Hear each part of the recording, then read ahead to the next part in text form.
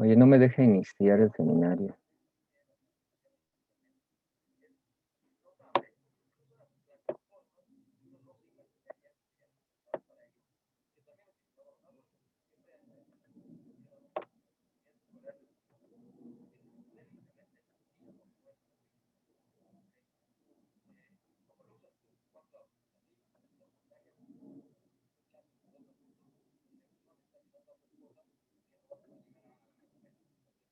Vidal, tú tienes permiso de coanfitrión. Arriba dice iniciar seminario. Sí, aquí me aparece. A Ya le ver, ¿le pongo. puedes dar clic? Ya. Ya dice que now it's live.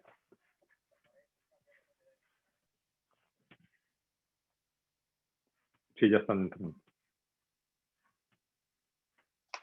Hola, Gema. Hola, Vidal. Hola, Rafa, ¿qué tal? Qué gusto. Oye, Rafa, le decía a Ceci que si prefieres que hablemos ahorita los dos o quieres tú cerrar el seminario. Como tú quieras, Vidal.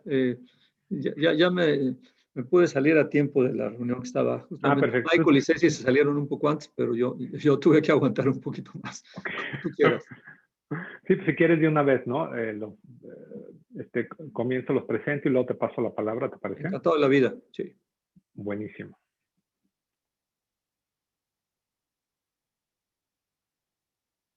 Nos esperamos unos segunditos. Bienvenidos todos. Nos estamos esperando unos segunditos a que se acaben de conectar el resto de los asistentes y vamos a empezar ya este seminario virtual. Un minutito.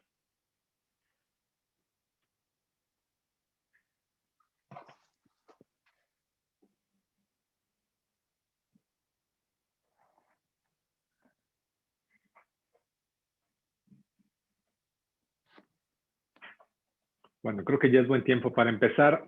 Muchas gracias a todos por asistir a este seminario. Es un evento que me da a mí mucho gusto de estar presente y que hayamos podido realizar. Es el primer seminario conjunto que realizamos el Centro de Estudios sobre Seguridad, Ciudadanía y Gobernanza del ITAM y el Centro de Estudios México-Estados Unidos de la Universidad de California en San Diego. Muchísimas gracias a Rafael Fernández de Castro y Cecilia Farfán por haber hecho esto posible. Y además, pues me da muchísimo gusto que es presentando una gran contribución al entendimiento de la violencia y el crimen en Latinoamérica de Gema Copres Santamaría. Como les dije, este es un evento conjunto entre las dos instituciones. Me acompaña Rafael Fernández de Castro, quien dirige el Centro de la Universidad de California en San Diego. Y brevemente voy a presentarles a quienes van a ser los panelistas y luego le voy a ceder la palabra a Rafael para que también les dé la bienvenida. Entonces, como les decía, vamos a presentar, bueno, más que presentar el libro como tal, vamos a tener un diálogo a partir de los temas del libro. El libro se llama In the Vortex of Violence, Lynching, Extralegal Justice and the State in Post-Revolutionary Mexico, de Gema Copres Santamaría. Gema es profesora asistente en Historia Latinoamericana en la Universidad de Loyola en Estados Unidos. Es brillante exalumna de Relaciones Internacionales del ITAM. Entonces, bienvenida a tu casa, de la que pues, realmente nunca te vas, pero no te vas. Si es el ITAM.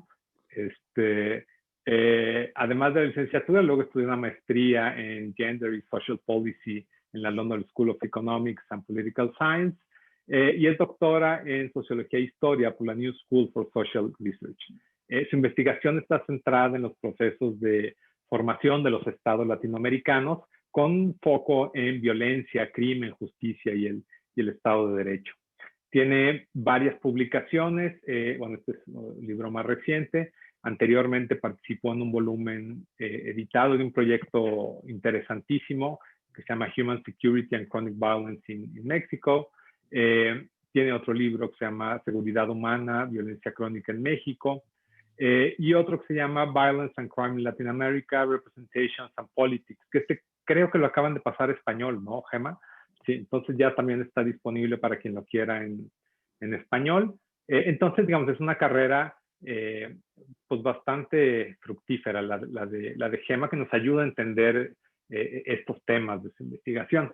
Y nos acompaña también para a esta charla sobre los temas del libro Cecilia Farfán, también otra brillante exalumna de Relaciones Internacionales del ITAM, que también se va, pero no se va del ITAM.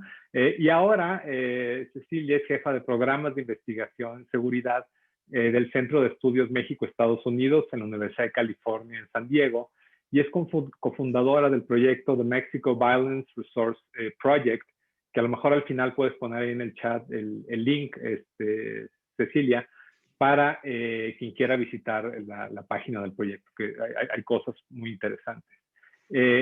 Cecilia se dedica a investigar crimen organizado, la estructura de las organizaciones criminales, lavado de dinero, mercados ilegales de droga, entre otros, y violencia. ¿Sí? Y también muchas gracias porque nos acompaña Mike Lethierry, quien es investigador senior en derechos humanos en el Centro de Estudios México-Estados Unidos de la Universidad de California en San Diego. Mike es doctor en Historia Moderna de América Latina y también es cofundador del proyecto The Mexico Violence Resource Project. El trabajo de Mike se centra en la política autoritaria mexicana durante el siglo XX. A lo mejor ya lo puedes extender al XXI, Mike, a cómo vamos. Y a las amenazas a la libertad de expresión en el periodismo durante la guerra contra las drogas y la violencia de género. Entonces, muchas gracias a todos por su participación en este seminario. Y ahora le cedo la palabra a Rafael para que luego ya iniciemos con el seminario. Muchas gracias a todos. Al contrario, muchas gracias a ti, Vidal. Me da mucho gusto participar en esta presentación, diálogo sobre el libro, sobre el linchamiento de Gema, porque pues, es primero que nada una celebración. Gema trabajó muchos años en este libro, me acuerdo mucho sus preocupaciones por ir al archivo. Luego, cuando ya no estaba en México, cómo podría lograr que alguien le ayudara en el archivo. O sea, es un trabajo de muchos años y realmente es un libro muy importante porque nos ayuda a entender una parte importante histórica en una región de México de lo que tiene que ver con justicia, por la justicia por mano propia, que es uno de los temas que a Gema le ha interesado mucho y que, como tú bien dices, Vidal, Gema nos está ayudando justamente a entender este tema, ha explorado de una manera pues muy profesional, con una gran capacidad de investigación, cómo ha sido la justicia por mano propia en México, y es un tema además fascinante compararlo con lo que ha sucedido en Estados Unidos. Son temas que a Gema también le interesa mucho. Evidentemente, Gema, y ahorita que hablabas, Vidal, me acordaba cuando justamente pues, muy jovencita estaba tomando clases en el ITAM, Gema, y bueno, pues ahora está convertida en una importante académica global, diría yo. Se ha metido mucho a los temas de violencia. Tiene, digamos, es muy académica, hace historia, hace sociología, pero también, desde luego, nunca deja el tema de las relaciones internacionales, le entra fuerte al tema de las políticas públicas. Así es que felicidades, Gema, qué bueno que vamos a platicar sobre esta obra. Ahora Gema está trabajando en un nuevo proyecto que me parece fascinante, que es el tema, digamos, de la religión y la violencia.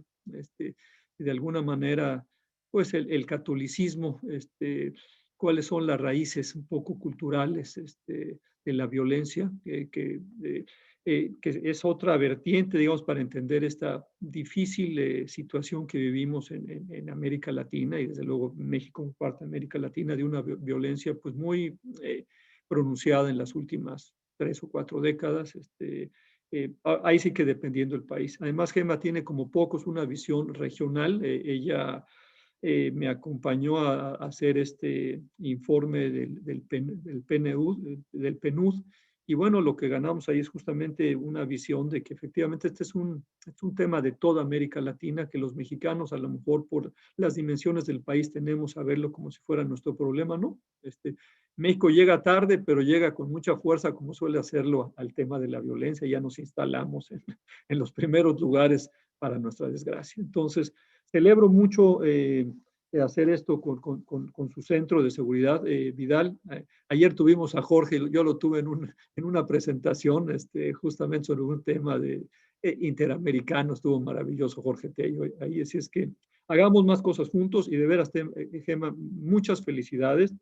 Sé perfectamente el esfuerzo que has hecho para esto y bueno, pues gracias por ese esfuerzo, porque nos estás permitiendo entender muchas facetas de esta violencia, y que seguramente contribuirá para, no solamente para entenderlo, sino también para solucionarlo. Así es que enhorabuena por tus logros y también porque pues, en el tema personal está desarrollando una familia maravillosa, ya tiene 2 niñas, esta jovencita, está llena en todo sentido, así es que qué gusto. Adelante, Vidal, y gracias, Michael, y gracias, Cecilia, por participar en esto. De veras, me da muchísima alegría estar en poder hacer esto con el ITAM, y como tú dices, pues no nos acabamos de ir, aquí estamos. Sí, adelante ya, Gema, Ceci, Mike. Gracias. Pues realmente sí es un libro maravilloso y como historiador, o sea, historiador en el pasado, pues me fascina porque tiene un montón de detalles. Es una narrativa bien detallada con un montón de casos, pero sí me interesa saber, pues, ¿de dónde salió la idea del libro? O sea, el proyecto, ¿de dónde sacaste el tema? Muchas gracias, Mike. Y bueno, primero también quería agradecer la oportunidad de compartir mi trabajo en mi casa, en mi alma mater, en el ITAM, y hacerlo también en conjunto con el Center for US Mexican Studies, del cual fui felizmente fellow, y ahí terminé la tesis doctoral que dio origen eventualmente a este libro. Entonces, agradezco que estas 2 instituciones que han sido fundamentales para mi carrera estén en este momento apoyándome también para dar a conocer este trabajo. Y muchas gracias a Vidal Romero, a Rafael Fernández de Castro, a Catherine Camacho especialmente por haber organizado este evento y desde luego a Cecilia Farfán y Mike Letieri por la oportunidad de conversar. Y gracias a todos los que están escuchándonos, que están viéndonos desde su encierro. Espero que estén bien en casa. ¿Qué me lleva a estudiar este fenómeno, ¿no? Los linchamientos, que son esta forma de violencia tan particular, ¿no? O sea, una forma de violencia que, como yo la defino, los linchamientos son un fenómeno colectivo, público, particularmente cruel, en el que un conjunto de personas castiga conductas e individuos que son considerados como peligrosos o amenazantes para un cierto orden político y social. Lo que me lleva a estudiar este fenómeno de manera histórica es, de hecho, una interrogante acerca del presente, ¿no? Es un afán por entender el México actual y por entender en realidad América Latina en general, ¿no? Como seguramente saben, los linchamientos continúan ocurriendo en la región, a diferencia de Estados Unidos, en el que la historia del linchamiento, digamos, termina más o menos por 1930, 1940, son los últimos casos de linchamiento que se registran en Estados Unidos.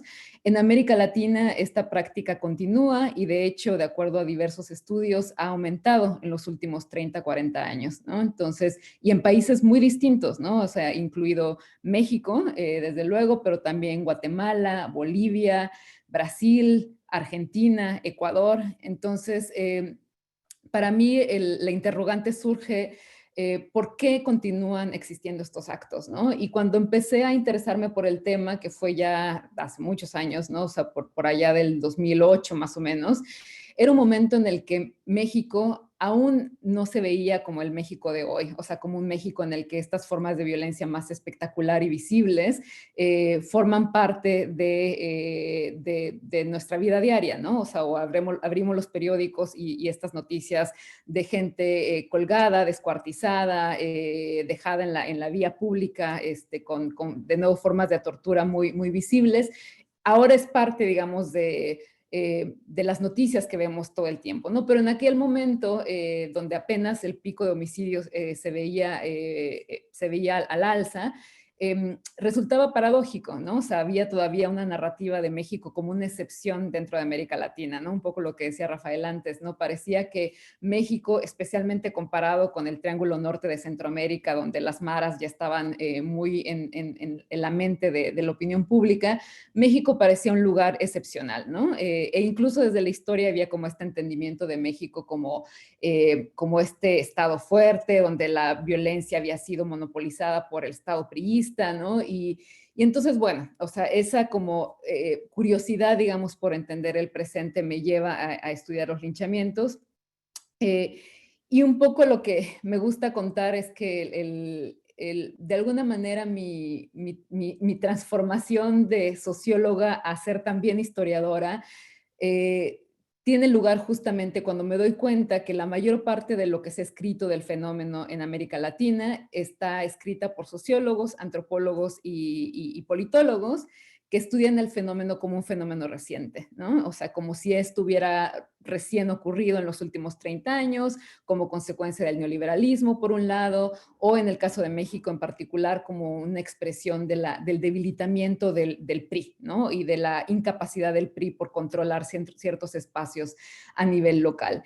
Y digamos, eso que yo encuentro me lleva a preguntarme si realmente es cierto que no hay una historia más larga del fenómeno, ¿no? Y ahí empiezo a interesarme más y más por contar una historia que hasta donde yo sé y hasta el momento este es el primer estudio que presenta una historia del linchamiento previo a la década del 80, no nada más en México, sino en América Latina en general, ¿no? Y entonces me vuelco al archivo, ¿no? Como bien decía Rafael, con todo el interés y la avidez por entender qué había pasado en esos años previos y ese es entonces o sea, mi estudio del linchamiento y mi curiosidad por entender este acto que, como decía en un inicio, es un acto cruel, colectivo, público.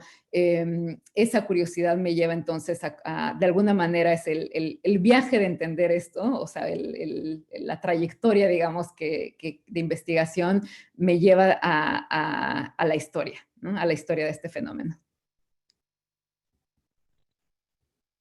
Gemma, bienvenida. Por supuesto, me sumo a las felicitaciones y a decir que es maravilloso contar con tu libro. Tú y yo comenzamos a trabajar juntas en un proyecto cuando tú estabas también iniciando el manuscrito del libro, no bien la investigación, y entonces para mí es un gran gusto que lo presentemos juntas en el ITAM y además junto con USMEX. Mencionabas justamente tu definición del linchamiento, ¿no? Como un acto cruel, colectivo, público. Y tú y yo hemos trabajado precisamente en querer entender las violencias, ¿no? En plural, más allá de los homicidios en México desde otra perspectiva. Desde tu investigación, o sea, los linchamientos, ¿qué nos dicen sobre la violencia en México? O sea, ¿qué revela este acto de violencia, más allá de que sea algo colectivo, más allá de que sea algo público? Sí, muchas gracias, Ceci. Y efectivamente, bueno, algo que quería decir también es que yo he leído y admiro mucho tanto el trabajo de Mike, ¿no? O sea, sobre la prensa, como el trabajo de Cecilia sobre crimen organizado y violencia también. Entonces, de nuevo, un privilegio estar en diálogo con ustedes. Los linchamientos me parece que es un fenómeno que ofrece una ventana interesantísima a muchos fenómenos, ¿no? Por un lado, ofrece una ventana privilegiada para entender las concepciones de justicia que construyen las personas, ¿no? Y nos permite además entender esta fractura que existe en México, pero también en muchos países de América Latina, entre lo que es legal y lo que es legítimo, ¿no? O sea, la fractura entre cosas que son ilegales y sin embargo las personas consideran que es legítimo, ¿no? O sea, el linchamiento es desde luego un acto ilegal y sin embargo para los perpetradores es legítimo llevarlo a cabo. De ahí que no lo escondan, ¿no? O sea, las personas que llevan a cabo estos actos hoy en día también no se esconden, ¿no? Al contrario, es un espectáculo, quieren que la gente lo vea, quieren que la autoridad se dé cuenta, quieren que los posibles criminales o sospechosos que consideran criminales, que quieren atacar,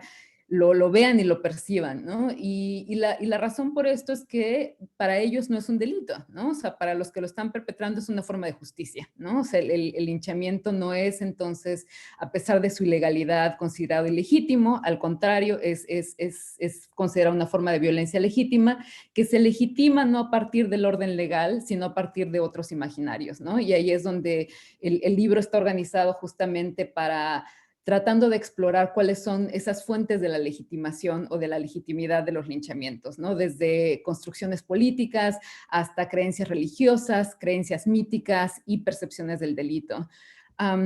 Además de esta ventana hacia cómo se entiende la justicia, el linchamiento nos permite, me parece, entender dos cosas más.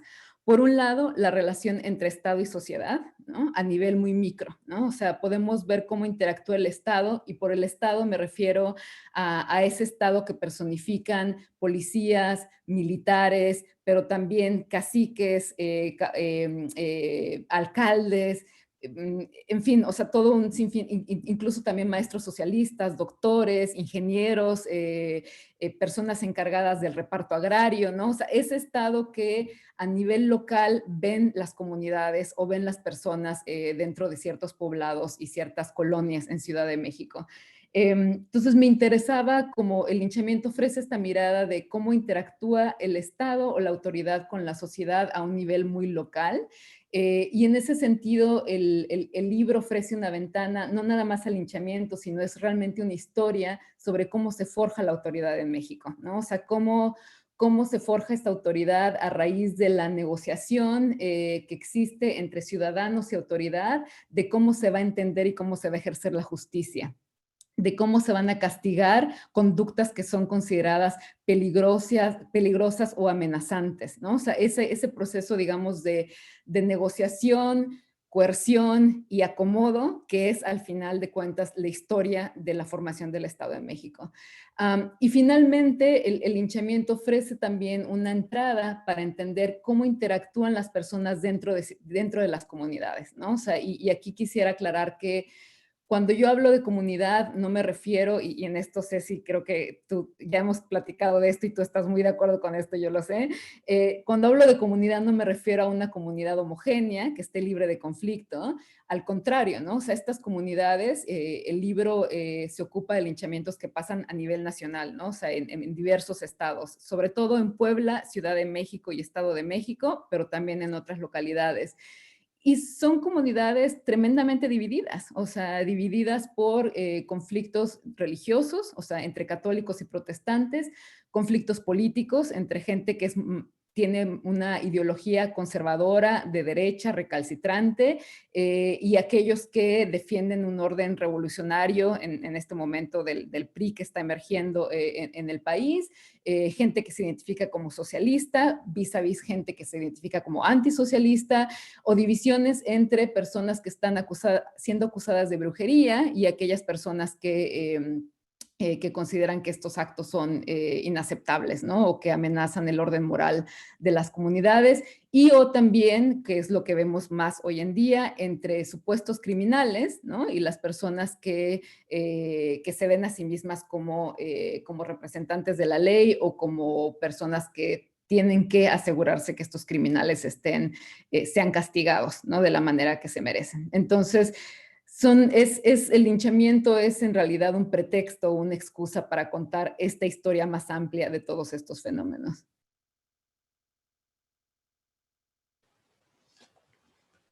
Pues pasando de lo temático a lo histórico, porque hablas del Estado y pues el mito, digamos, del Estado priista, que tenía pues el monopolio de violencia y todo eso. Para mí yo diría que este Estado, o sea, ese mito, se congela en los años después de 1955. O sea, es un mito que surge en los años 50, 60. El libro se enfoca en pues, los años 1940 hasta más o menos 1955. La mayoría de los casos salen de ahí. Pues, ¿qué es lo que representa esa época, esos años? Pues, ¿por qué son tan importantes?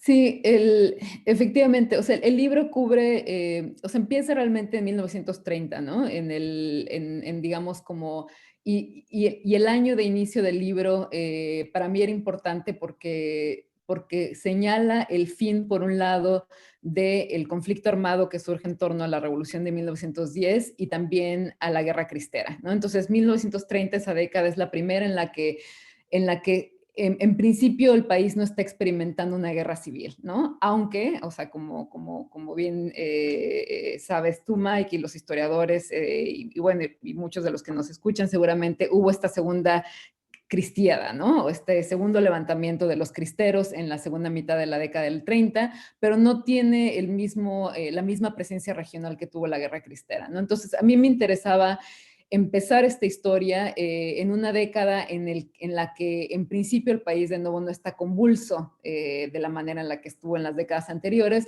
y en la que de alguna manera empezamos a ver las bases sociales e institucionales de lo que será el régimen priista, ¿no? Entonces, ese es un poco la lógica detrás de la década que inicia este libro. Ahora, efectivamente, 1940 a 1955 son décadas donde empieza a formarse, digamos, esta narrativa de un Estado mucho más estable, o sea, donde el régimen de hecho se da el lujo, yo diría, de retirar algunas de las promesas de la revolución, o sea, sobre todo bajo Manuel Ávila Camacho, ¿no? Se deja atrás el Estado cardenista, la promesa del reparto agrario, las propuestas más radicales de la educación socialista, y en su lugar emerge una política mucho más conservadora que busca una reconciliación con la Iglesia, y con las facciones más conservadoras también de las élites económicas. Y entonces, en torno a esto surge o empieza como a surgir este mito de la Pax Priista, ¿no? O sea, este mito de un Estado que es capaz de incorporar a través de coerción selectiva, por un lado, pero por otro lado también de hegemonía cultural y de negociación que puede incorporar a distintos sectores de la sociedad, ¿no? Entonces, me interesaba ver cómo, o sea, contra esta, digamos, narrativa que de nuevo pareciera que a nivel nacional, además, en 1940 los homicidios empiezan a bajar en México, ¿no? O sea, las estadísticas que tenemos son que en términos agregados al menos, la violencia letal empieza a bajar en el país. Y contra esto, entonces, contar una historia en la que cuando se ve más a nivel local, o sea, yo diría que el linchamiento ofrece esta oportunidad de ver la formación del Estado desde los márgenes, ¿no? O desde el nivel más local. Y entonces cuando lo observas desde ahí, esta narrativa del Estado que está consolidándose, que es un Estado que logra incorporar a distintos sectores, que logra pacificar a distintos sectores, empieza a resquebrajarse, ¿no? O sea, es muy claro cuando se ve a través de estas formas de violencia colectiva, extralegal, ¿no? Que yo estudio los linchamientos en el libro, pero también doy cuenta de estos grupos de autodefensa, ¿no? O sea, de vigilantes de la segunda cristiada, pero también los anarquistas en la década de los 40 que están atacando protestantes, defensas rurales también, guardias blancas, pistoleros, ¿no? O sea, doy cuenta también de todos esos actores armados que no tenían en principio, digamos, la autorización la autoridad para usar la violencia y sin embargo lo están haciendo, ¿no? Y lo que quisiera como subrayar de esta década también, lo que yo encuentro interesante y es uno de los argumentos, digamos, centrales del libro, es que cuando yo hablo de estas violencias en plural y de todos estos actores armados que a nivel local están tomando la justicia por mano propia, yo no estoy hablando de un Estado fallido, yo no estoy hablando de un Estado ausente ni un Estado débil necesariamente, ¿no? No es que yo diga, contrario a la imagen del Estado fuerte y de la Pax Priista, yo estoy contando una historia de un Estado débil y un Estado ausente. No, lo que yo estoy contando es la historia de un Estado en el que las élites centrales permitieron que ocurrieran estas formas de violencia porque no podían detenerlas y porque de alguna manera les permitía mantener la apariencia de un cierto orden político y social a nivel local. Mientras estas formas de violencia no amenazaran de manera directa el control político del PRI, para las élites centrales estaba bien que ocurrieran estas formas de violencia. No le importaba, no les importaba a las élites centrales que estuvieran ocurriendo estas formas de violencia a nivel local. Si mataban a maestros socialistas, si mataban a protestantes en los 40, si mataban a delincuentes en la Ciudad de México o en Puebla, no le importaba al Estado, ¿no? O sea, mientras no se trataran de formas de castigo y de violencia extralegal que amenazaran directamente la hegemonía del PRI, las dejaban ser y las dejaban pasar. ¿Por qué? Porque muchos de estos actores armados, de nuevo, eran leales al PRI, ¿no? No amenazaban directamente el control político del PRI y por el contrario, de alguna manera permitieron que esta imagen del Estado central fuerte se mantuviera como mito, pero que se mantuviera, ¿no? Entonces, son, me parece, décadas centrales y que nos ayudan de verdad a entender mucho de lo que ha pasado, de lo que pasa después en la segunda mitad del siglo XX en México, desde la Guerra Sucia, ¿no? La represión en contra de los estudiantes y lo que vamos a ver mucho más adelante, ¿no? O sea, con las formas de violencia en torno a la guerra contra las drogas.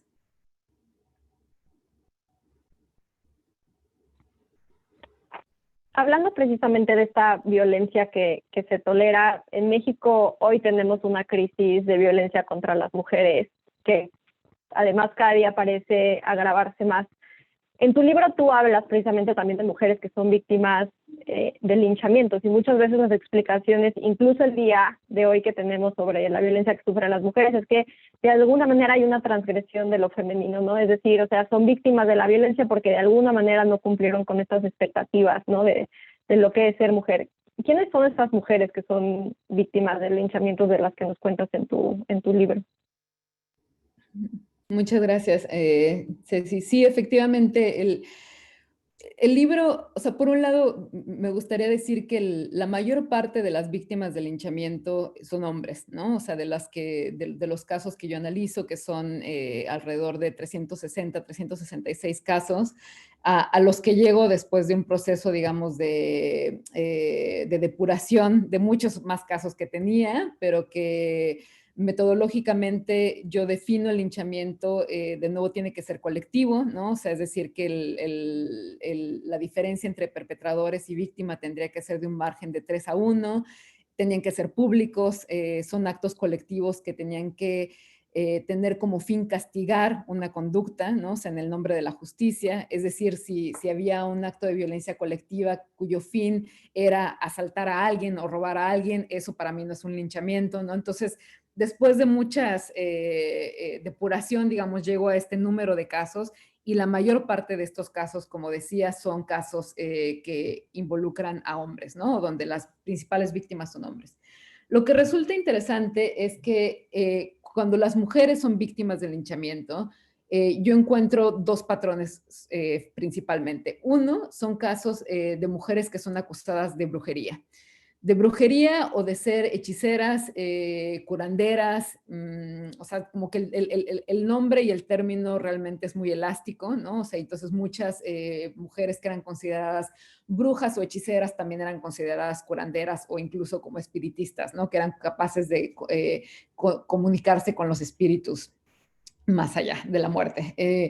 Y estas mujeres eran percibidas como transgresoras, por varias cosas, ¿no? O sea, por un lado porque iban en contra de estos ideales de una mujer pasiva, este ideal de una mujer que tenía como instintos maternales, de cuidado, buena, ¿no? O sea, como inherentemente buena y además que pertenecía, digamos, al ámbito de lo doméstico, ¿no? Estas mujeres, al contrario, tenían un liderazgo dentro de la comunidad, eran mujeres que eran consideradas poderosas por su capacidad de utilizar sus poderes del más allá, tanto para el bien como para el mal, ¿no? Y en este sentido estaban transgrediendo las expectativas de género que se tenía de ellas dentro de la comunidad. Entonces, estas mujeres eran castigadas. Ojo, las brujas no eran castigadas por ser brujas, per se, sino eran castigadas cuando de alguna manera su uso de la magia o su uso de los poderes estaba siendo utilizado para cometer un mal o cuando no habían cumplido con alguna promesa, ¿no? O sea, por ejemplo, si una bruja había prometido a la familia de un cacique o alguien influyente dentro de la comunidad que iba a curar a su hijo y al final no lo hacía, la comunidad entonces la castigaba por no haber cumplido con esto, ¿no? Pero de nuevo lo que vemos detrás es un castigo hacia mujeres que transgredían esta expectativa de género de las mujeres como pasivas, como amorosas, como representantes del orden de lo doméstico. Y por otro lado, fuera de las que son consideradas brujas, hay bastantes casos de linchamiento en contra de mujeres que son consideradas malas madres, ¿no? O sea, madres que abandonan a sus hijos por irse de parranda, mujeres que han maltratado a sus hijos físicamente, a estas mujeres se les castigaba también, ¿no? Entonces, mientras los casos de brujería ocurren sobre todo en pueblos pequeños, los casos en contra de malas madres, muchos de ellos ocurren en la Ciudad de México, ¿no? O sea, en barrios pequeños en los que, de nuevo, el linchamiento opera como un mecanismo de control social en el que las personas deciden a través de estos actos, delimitar qué conductas no van a ser toleradas dentro de la comunidad, ¿no? Entonces, las malas madres no son toleradas, no son castigadas por ella. Ahora, una cosa solamente para cerrar tu pregunta de las mujeres y el linchamiento, que quisiera subrayar, es que las mujeres participan también como perpetradoras de estos actos, ¿no? O sea, y de hecho ocupan un lugar central tanto en la circulación de los rumores que llevan a los linchamientos, como en la ejecución de los actos en sí mismos, ¿no? O sea, las mujeres entonces actúan también y lo hacen además con un alto grado de crueldad, ¿no? O sea, hay un caso muy interesante en la década del 30 en Puebla, en el que se lincha a un individuo que es acusado de estar robando la grasa de los niños. Es un individuo noruego y la organizadora es una mujer, ¿no? O sea, la principal instigadora del linchamiento es una mujer y la que participa en torturar y colgar a la víctima es una mujer. Y también hay un caso en los 40, en Sengio, en la comunidad de Sengio, en Michoacán, en el que se lincha a una campaña, a los médicos veterinarios que están participando en una campaña para combatir la fiebre aftosa en los animales, y se lincha tanto a los veterinarios como al jefe militar que está encargado de cuidar a los veterinarios, y es una mujer una de las principales organizadoras y también que lleva a cabo el acto en sí mismo, ¿no? Incluso arrancándole un ojo a uno de los militares, actuando con arma punzocortante. Digo esto, o sea, porque el punto al que quiero llegar es que las mujeres, de nuevo, a partir de esta historia de los linchamientos es muy claro que las mujeres no nada más son víctimas, ¿no? O sea, que también pueden ser victimarias y es necesario entonces contar esas historias, ¿no? Para complejizar un discurso que de repente tiende a reproducir esta imagen de las mujeres como víctimas o pasivas, ¿no? Y a través de los linchamientos lo que queda muy claro es que las mujeres también participan de estos actos y debo decir, continúan participando de estos actos incluso hoy en día en México.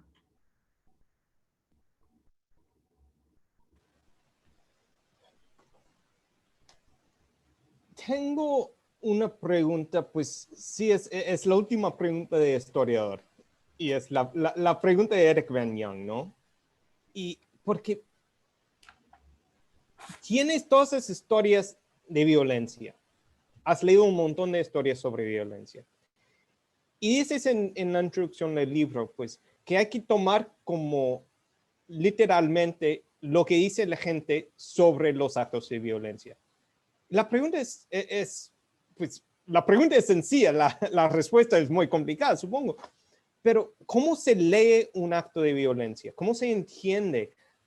¿A través de las palabras de los participantes o hay que ir más allá? Hay que pensar, pues, que no están diciendo, o no están, si son narradores fieles, digamos, de sus pensamientos. ¿Cómo lo ves?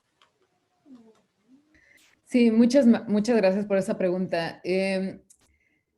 Sí, este es digamos, el trabajo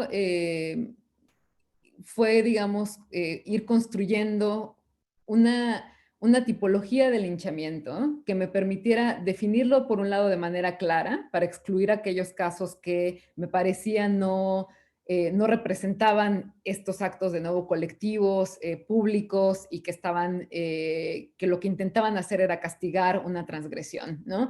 Pero por otro lado, ser lo suficientemente flexible o atenta a las voces de los contemporáneos y cómo estaban entendiendo esta práctica en el terreno, ¿no? O sea, y ahí viene como la sensibilidad efectivamente del historiador o la historiadora que está tratando de entender las voces de las personas que están viviendo en un tiempo distinto al nuestro, ¿no? Entonces, y aquí quisiera mencionar un par de cosas. Por un lado, subrayar que la palabra que se utiliza es efectivamente linchamiento, y que hasta muy entrado los 30, lo que yo encuentro desde los primeros casos que yo empiezo a documentar, que no están en el libro, pero que he trabajado en otros artículos, son alrededor de 1870, 1880, y la palabra linchamiento emerge y se escribe con Y, ¿no? Lo cual claramente está dándonos cuenta de que el término surge completamente como espejo de lo que está pasando en Estados Unidos, ¿no? O sea, a partir de una conciencia pública en el discurso público en México de que existe esta práctica en Estados Unidos, y entonces se copia este mismo término para describir actos de violencia en nombre de la justicia, ¿no? Y cambia a partir de 1940 y se empieza a escribir con I latina, ¿no? El término, ¿no? Pero empieza, o sea, es muy claro que es, digamos, espejo de lo que está pasando en Estados Unidos. Ahora, el linchamiento, en la mayor parte de los casos, de nuevo, sí se utiliza el término, pero en otros se utilizan otras palabras, ¿no? Se utiliza zafarrancho, se utiliza desorden, escándalo. Y ahí lo que me tocó hacer es, como el linchamiento no está tipificado como un delito en México, ¿no? O sea, no existe como tal, no está tipificado, y eso es una diferencia importante también con la historia de los linchamientos en Estados Unidos. Mi trabajo fue tener que revisar prensa, porque el archivo judicial no me permitía, digamos, hacer un análisis histórico del fenómeno.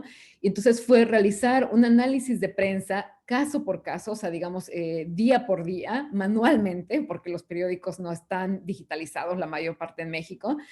Entonces fue un trabajo de hormiga, como decimos, ¿no? O sea, de ir revisando nota por nota en el periódico, tratar de leer los titulares que de nuevo se referían a zafarrancho, desorden, algunas veces sí decían linchamiento, y después adentrarme en el caso.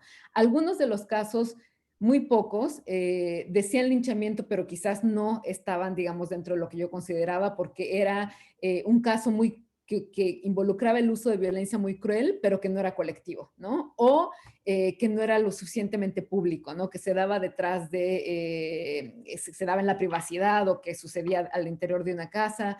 Entonces, bueno, ahí me tocó, como decía, como ser sensible a cómo la gente lo entiende, pero a la vez tratar, y ahí creo que es mi parte de socióloga y mi parte de historiadora dialogando, ¿no? O sea, cómo tratar de mantener una categoría que fuera clara y de alguna manera limpia, pero por otro lado tratando de incorporar, digamos, el desorden del archivo, ¿no? Y una cosa que quisiera mencionar también es que el linchamiento era entendido, y así lo defino yo, como una práctica que puede ser ejercida por actores no estatales, o sea, por gente de la sociedad en general, pero también por actores estatales, ¿no? O sea, había esta flexibilidad en el entendimiento del término, y eso es algo que a mí me interesa poner sobre la mesa, porque mucho de la manera en la que se ha conceptualizado el linchamiento actualmente es casi como que se entiende que es una violencia que no es ejercida por el Estado, sino por actores no estatales, y que de hecho el linchamiento al parecer compite con el castigo o con las formas de violencia que ejercen el Estado. Y no, lo que yo encuentro es que policías, militares, alcaldes, alcaldes y policías, sobre todo, participan directamente en la organización y en la comisión de estos actos, ¿no? Entonces, y así lo entendían los contemporáneos también, o sea, en la prensa que yo analizo, pero también en cartas de quejas de familiares de víctimas, telegramas, reportes de seguridad. Encuentro en estas narrativas que se habla del linchamiento también en aquellos casos que involucran a alcaldes y que involucran a policías, ¿no? Entonces, eso yo recupero en la historia del linchamiento.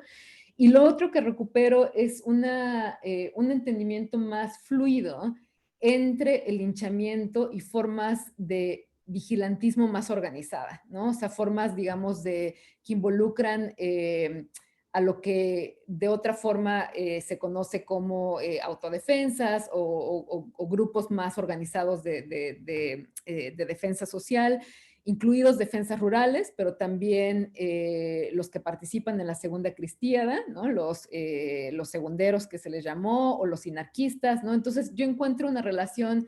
O sea, el linchamiento no es nada más estos actos espontáneos que salen de la nada, ¿no? O sea, también se entrecruzan, digamos, con formas más organizadas de justicia extralegal, ¿no? Entonces, de nuevo, es una labor de la historia y de la sociología el tratar de llegar a una definición que fuera lo suficientemente clara, pero flexible para dar cuenta del ruido y del desorden que se encuentra en el archivo. Muchas gracias, Gema. Michael y yo tenemos muchas más preguntas, pero lo vamos a abrir ahora a los asistentes, que me imagino también tienen muchas preguntas. Antes de que Vidal les dé la palabra, quiero anunciar que Mexico Violence, como parte del Centro de Estudios México-Estados Unidos, va a regalar 2 copias de tu libro a nuestros suscriptores del newsletter que llamamos El Acarreo. Se pueden suscribir en mexicoviolence.org. Ahorita pongo el link en mi nombre, pero sí, entonces queremos que lean tu libro. Por favor, regístrense y el lunes avisamos quién ganó las copias. Buenísimo, muchas gracias a todos. Y para los que no ganen, pues ahí está en Amazon, ¿no? También el libro para que lo compren. Tenemos ya algunas preguntas si quieren meter más. Tenemos 3 preguntas, perdón, 2 preguntas. ¿Quieres que las lea juntas, Gema? Ok. Sí. Entonces, la primera es de Camila González, que te dice muy bonito, dice: admirada Gema, te pregunta si hay diferencias entre la parte más urbana de México, Ciudad de México en específico, y las zonas más rurales en términos de linchamientos. Y como qué variaciones regionales son las más importantes que identificaste. Y luego, nuestra colega y amiga Adriana Alfaro, ella pregunta, parte de que varios de los linchamientos estuvieron de alguna forma ligados a una narrativa religiosa de autodefensa.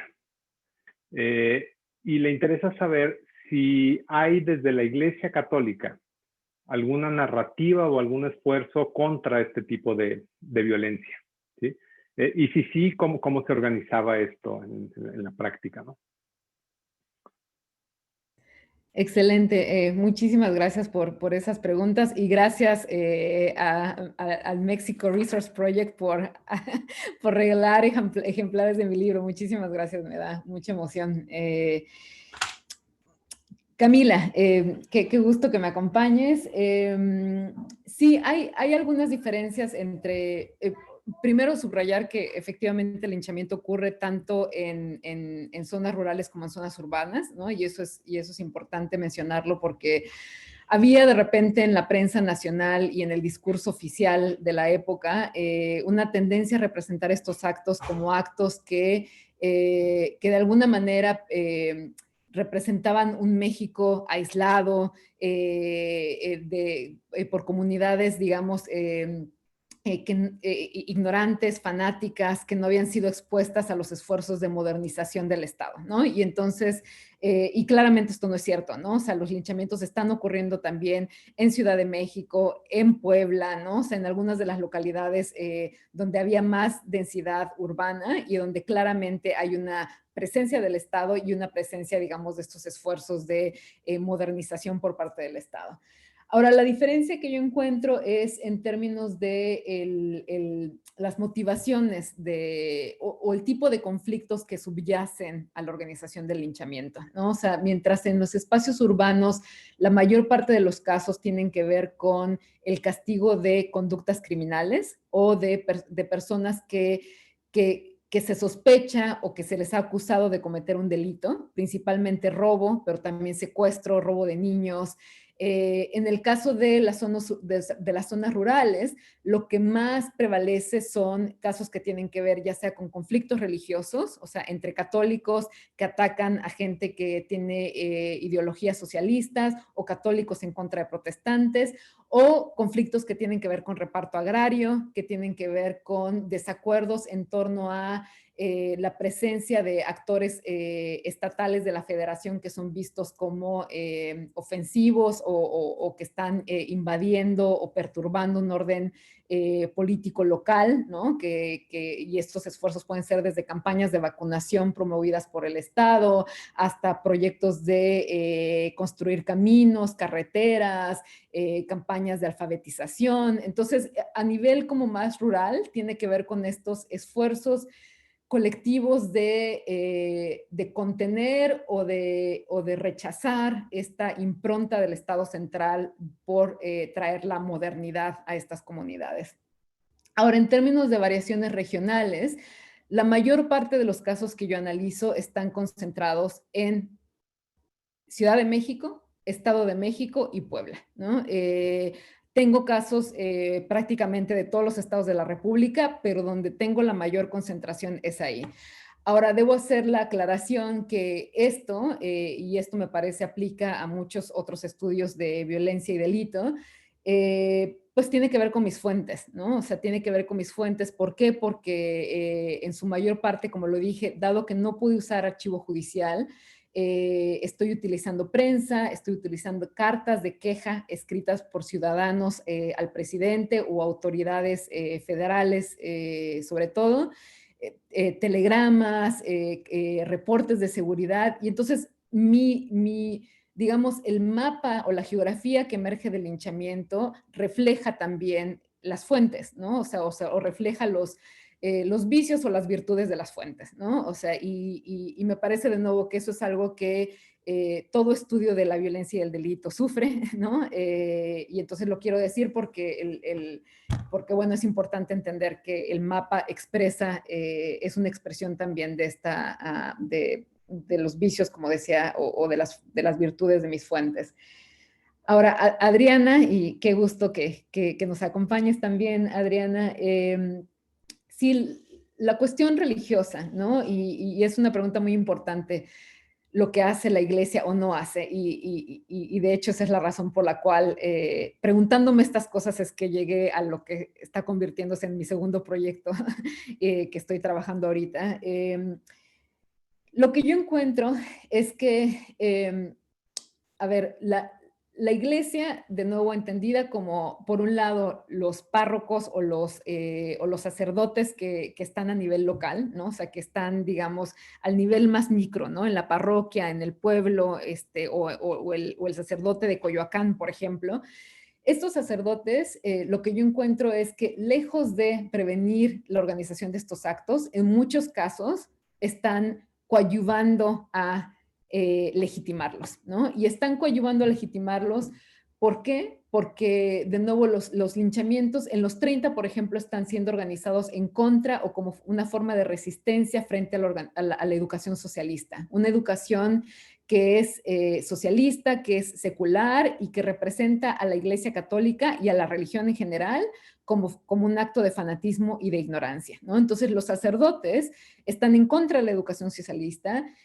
En sus sermones diarios dicen que la educación socialista es un producto del mal, ¿no? O sea, que las personas deben de oponerse, que los maestros socialistas son peligrosos, son ateos, ¿no? Que ponen en peligro la moral de los niños. Y entonces a través de estos sermones, los sacerdotes están coadyuvando a la organización de estos actos, ¿no? O sea, o a darles un halo de legitimidad, ¿no? Pensemos en que los sacerdotes son realmente esta fuerza dentro de las comunidades, o sea, en los barrios, pero también en los pueblos, donde representan el compás moral y político de estas localidades, ¿no? Entonces, los católicos creyentes, al escuchar al sacerdote decir que los maestros socialistas son un peligro para sus hijos, entienden, ¿no? Y digamos, llevan a sus últimas consecuencias este discurso que criminaliza y que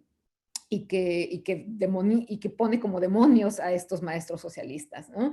Ahora, la tendencia de la prensa y del discurso oficial era a decir que los católicos eran asusados, esa es la palabra que utilizaban, asusados por los sacerdotes. No me gusta esta representación y lo explico en el libro porque de alguna manera presenta a estas hordas de católicos como gente que no tiene agencia, ¿no? O sea, o como personas que son manipuladas por los sacerdotes y que de alguna manera, de nuevo, son ignorantes, que no saben lo que hacen, ¿no? O sea, que el sacerdote los manipula de principio a fin. Y no es así, o sea, ahí realmente lo que yo encuentro es más bien una apropiación de este discurso de los sacerdotes, ¿no? Y que son las personas mismas las que deciden llevarlo hacia sus últimas consecuencias, ¿no? Y de hecho hay algunos casos en los que los sacerdotes defienden, no mucho, pero de alguna manera defienden a ciertas personas que son acusadas de nuevo de ser socialistas o de ser herejes, ¿no? Hay un caso interesante en contra de una mujer socialista que es además espiritista y que el sacerdote local pues dice, no, pues no la deben de atacar y aún así las personas lo hacen, ¿no? Entonces creo que hay una agencia que hay que tomar en cuenta o una capacidad de decisión, digamos, de los católicos de la que hay que dar cuenta y que no son simplemente asusados o manipulados por los sacerdotes. Ahora, en otro nivel, y con estos cierro, digamos, esta reflexión, además de los sacerdotes a nivel local, ¿qué está diciendo la iglesia, digamos, en la jerarquía, en el episcopado, digamos, o el arzobispado, ¿no? O sea, como las autoridades más altas de la iglesia. Y ahí hay un discurso disonante, ¿no? O sea, en las autoridades más altas de la iglesia, lo que vemos es un discurso que está llamando al no uso de las armas, que está llamando a que la gente no se organice en la segunda cristiada, que está llamando a que la gente se organice en torno a la acción católica, ¿no? Que son estas formas de resistencia civil, no violenta, una apuesta por la paz, una apuesta por la reconciliación con el Estado mexicano. Y este discurso que ya en los 30 empieza a forjarse, en los 40 es clarísimo, ¿no? O sea, donde la jerarquía de la iglesia está promoviendo la paz, está promoviendo un proceso de reconciliación con el Estado mexicano. Y aquí lo que es interesante es que la iglesia, al igual que el Estado, no es una institución unitaria ni homogénea, y entonces hay de nuevo muchos desacuerdos y rompimiento entre, de nuevo, lo que es la iglesia a nivel más local, representado en la figura del sacerdote, del párroco, y la iglesia, digamos, más institucional y de las altas jerarquías que está diciendo que la violencia no está bien, ¿no? Y es en esa disonancia en la que reside, digamos, la legitimación de estos actos y en la que de nuevo los católicos interpretan de acuerdo a su propia voluntad, de acuerdo a sus propias agendas, ¿no? Que tienen no nada más que ver con creencias religiosas, sino también con el entrecruce entre lo religioso, lo político y los intereses económicos a nivel local. Ellos se apropian y deciden qué es lo que quieren hacer. Y bueno, lo último, perdón, es que estas preguntas son muy buenas. Una reflexión final, también conectando con la historia del linchamiento en Estados Unidos. En Estados Unidos, cuando empieza a bajar la incidencia del linchamiento, vemos, por un lado, una muy fuerte oposición por parte de la sociedad civil, ¿no? O sea, que empieza a denunciar estos actos como actos de racismo, como actos de violencia que no deben de ser tolerados. Vemos, por otro, al Estado que tipifica el linchamiento y que empieza a castigarlo de manera efectiva. Y vemos también a la iglesia, a las instituciones religiosas denunciando de manera muy fuerte al linchamiento. En México no hay ninguna de estas tres cosas y eso me parece que es una explicación fundamental para entender por qué los linchamientos continúan ocurriendo hoy en México, porque no ha habido este esfuerzo, digamos, por parte de sociedad civil por parte de las iglesias y por parte del Estado por castigar estos actos. Gracias, Gema. Te paso 3 preguntas más. Tania Atilano te pregunta, ¿qué papel juegan las policías rurales formadas en 1861 para la formación de las autodefensas? Y luego María Hernández te felicita y luego te pregunta si encontraste algún rango etario promedio de las víctimas y victimarios de los linchamientos. Y finalmente, Coyolxauhqui Ander te recuerda por tus visitas a Puebla a leer periódicos en vivo, no digitalizados. También te felicita. Y ella está interesada en la violencia relacionada con las drogas. Ella recuerda haber sabido de los linchamientos relacionados a carteles. Entonces, tiene interés en entender cuál es esa relación y cómo se relacionan los linchamientos con estas exposiciones de cuerpos descuartizados que han sido tan frecuentes últimamente. Muchas gracias. Tania, sí, es una pregunta interesante. O sea, me parece que está aún por escribirse una historia de las autodefensas en México, ¿no? O sea, y conozco a varios colegas que están interesados en hacer esto y con los cuales estoy en diálogo constante. Incluido Nathaniel Morris, Mariano Sánchez Talanquer, o sea, hay varios colegas con los que estamos dialogando porque realmente hace falta entender, perfilar cuál es la historia de estos grupos, ¿no? O sea, cuál es cómo se forman estos grupos. Yo, digamos, el libro, como decía, se enfoca en los linchamientos y también toco el tema de defensas rurales, guardias blancas, pistoleros y otros grupos, digamos, armados que están operando a nivel local. Lo que te diría, porque no es, o sea, no es, digamos, el objeto del libro, las autodefensas, pero sí me parece que las policías rurales, lo que diría es que plantean un antecedente en términos de estas formas de acomodo entre el Estado central y cómo se ejerce la violencia y cómo se establece el orden a nivel local. O sea, que hay un antecedente en el que el Estado o las élites centrales permiten que a nivel local sean otros los actores armados que ejerzan el orden o que planteen los límites entre lo legal y lo ilegal o entre las acciones que van a ser toleradas o no, ¿no? Y ahí es entonces donde vemos un vínculo, digamos, entre una descentralización del uso de la violencia, ¿no? Porque el Estado no llega, porque el Estado central no tiene la capacidad, digamos, de tener presencia a nivel local, difiere o delega el uso de la violencia en estos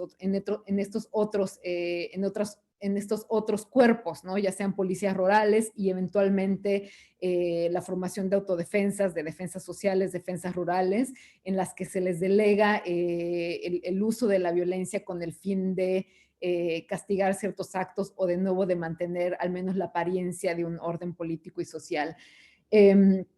Aquí una cosa que me gustaría mencionar es, recuerdo mucho cuando durante el gobierno de Enrique Peña Nieto se da como todo este debate de qué hacer frente a las autodefensas, ¿no? Y digamos la respuesta que da el gobierno en ese momento es muy interesante y me parece que dice mucho de esta larga historia de formación de la autoridad en México, y es que lo que se decide no es castigarlas, sino lo que se decide es tratar de formalizar o de institucionalizar su presencia a partir de recuperar esta figura de las policías de los cuerpos rurales, ¿no? O sea, y entonces esa es de nuevo, es una expresión de una larga historia en el que el Estado en México, de nuevo, no ha buscado monopolizar el uso legítimo de la violencia, sino simplemente administrarlo, ¿no? O sea, administrarlo de tal suerte que permita mantener una